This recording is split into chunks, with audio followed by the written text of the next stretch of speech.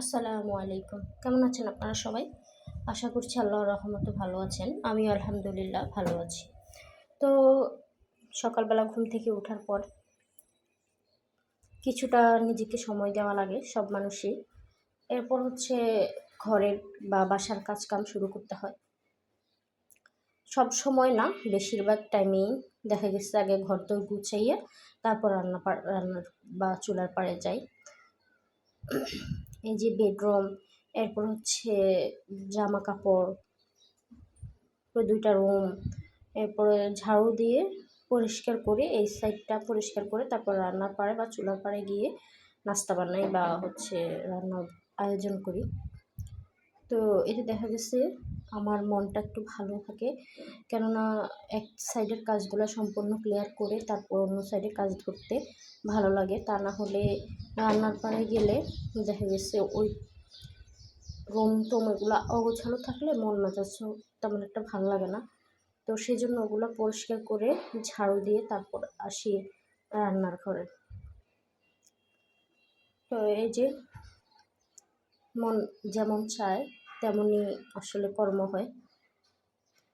তো ওই রুমটা গোছানোর পরে এসেছি আমি রুম গুছাতে। আগের কিছু জামা কাপড় ছিল, ওগুলো আমি নামিয়ে নিয়েছি, নিয়ে গুছিয়ে ফেলেছি। আপনাদেরকে আমি বলছিলাম যে 3টি টিপসের কথা। তো প্রথমত হচ্ছে খুব ভোরে ঘুম থেকে ওঠা, 5টা 5:30টার দিকে। বেশিরভাগ এখন তো 5:30টার দিকে ধরতে গেলে সকাল হয়েই যায়, চারদিকে আলো হয়ে যায়। 5টার দিকে উঠলেই পারফেক্ট। তখন ইবাদত আছে, নিজেকে কিছু সময় দিতে হয়, যেমন নামাজ পড়তে হয়। এরপর হচ্ছে সময় যদি পায় তাহলে কোরআন তেলাওয়াত করে অনেকে। তো আসলে খুব ভোরে ঘুম থেকে উঠলে না কিছুটা সময় বাড়ে, বেলাটা আমাদের জন্য অনেক বেশি বড় হয়ে যায়। 1 ঘন্টা 2 ঘন্টাও কিন্তু অনেক আমাদের জন্য। তো আমরা যেহেতু বাড়তি কাজ করি, যেমন এই যে ভিডিও এডিটিং কিংবা জীবনে সফল হতে হলে আজ পর্যন্ত যত বড় বড় লোকেরা সফল হয়েছে জীবনে, তারা কিন্তু তাদের সবারই কিন্তু একটা টিপস আছে কিংবা ট্রিক্স আছে। সেটা হচ্ছে তারা খুব ভোরে ঘুম থেকে ওঠে। তো খুব ভোরে ঘুম থেকে উঠলে দেখা গেছে আমাদের মন মস্তিষ্ক ঠান্ডা থাকে, তাছাড়া পরিবেশও ঠান্ডা থাকে।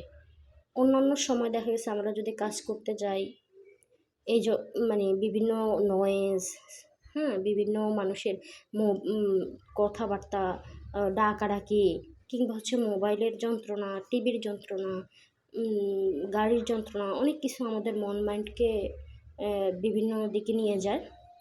তো সকালবেলা যেহেতু খুব ভোরে যেহেতু সব কিছুই স্থির থাকে, তো আমাদের মন মানসিকতা স্থির থাকে। ওই সময় আসলে 1 ঘন্টা কাজ করলে অন্যান্য বেলার 2-2.5 ঘন্টার কাজের সমান করা যায়। তো নিজেকে সফল করতে হলে, নিজের কাজগুলোকে এগিয়ে নিতে হলে সর্বপ্রথম আমাদেরকে খুব ভোরে ঘুম থেকে ওঠার একটা রুটিন করতে হবে। আর দ্বিতীয়টা হচ্ছে পরিকল্পনা। আসলে পরিকল্পনাবিহীন কাজ কখনোই সুন্দর হয় না, কখনোই গোছালো হয় না। অবশ্যই আমাদেরকে পরিকল্পনা করে নিতে হবে যে আমি কোন কাজটার পরে কোন কাজটা করব, কী রান্না করব। এই জিনিসগুলো যদি আগে থেকে একটু চিন্তা করে রাখা যায় কিংবা সাজিয়ে রাখা যায় মাথার মধ্যে সেট করে, তাহলে কিন্তু কাজ অনেক গোছালো হয়ে যায়, অনেকটাই এগিয়ে যায়। আর 3য় নাম্বার হচ্ছে আমাদের কর্মস্পৃহা, অর্থাৎ আমরা যা চিন্তা করেছি, যেভাবে পরিকল্পনা করেছি সেভাবে কাজটা করা। আমরা সফলতার চূড়ায় পৌঁছাতে পারবো ইনশাল্লাহ। কারণ হচ্ছে আমরা শুধু পরিকল্পনা করেই বসে থাকলে হবে না, আমরা যেভাবে পরিকল্পনা করেছি সেভাবে কাজে লাগাতে হবে। তো প্রথম হচ্ছে খুব ভোরে ঘুম থেকে ওঠা, দ্বিতীয় হচ্ছে পরিকল্পনা করা, তৃতীয় হচ্ছে পরিকল্পনা অনুযায়ী কাজ করা। আমরা প্রত্যেকজন গৃহিণী কিন্তু বুঝি যে বাসার মধ্যে কোন সময় কোন কাজটা করলে আমাদের জন্য পারফেক্ট, আমাদের জন্য উপকারী। তো সেই অনুযায়ী আমরা প্রত্যেকে একটা একটা করে নিজের রুটিন তৈরি করে ফেলতে পারি। আসলে পরিকল্পনাবিহীন আর রুটিনবিহীন জীবন গুছালো হয় না, আর অগোছালো জীবন কখনো সুন্দর হয় না। আমি বিয়ের আগে স্টুডেন্ট লাইফেও সবসময় রুটিন অনুযায়ী চলতাম। তখন আমি প্রায় 80% রুটিন অনুযায়ী চলতে পারছি, আলহামদুলিল্লাহ। কিন্তু বিয়ের পরে আমি সবসময় রুটিন মেনটেন করি, তো 19-20 হয়ে যায়, 8-20 হয়ে যায়, কিন্তু তারপর আমি সবসময় রুটিন লিখে রাখি। আসলে সমস্ত টিপস একজনকে খুব বেশি সফল করতে না পারলেও ধরেন যদি পারফেক্টলি পালন করতে পারে তাহলে সে অবশ্যই সফল হবে।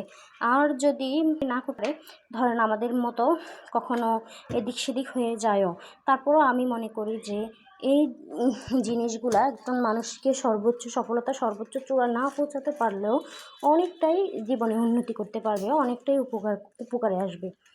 তো যাই হোক, কথা বলতে বলতে আমার সব কাজ শেষ হয়ে গিয়েছে। তো এখানে আমি শাপলা দিয়ে মাছ রান্না করছি, আর হচ্ছে আগের এই তরকারিটা ছিল। তো আজকে এ পর্যন্তই। আল্লাহ হাফেজ, আসসালামু আলাইকুম।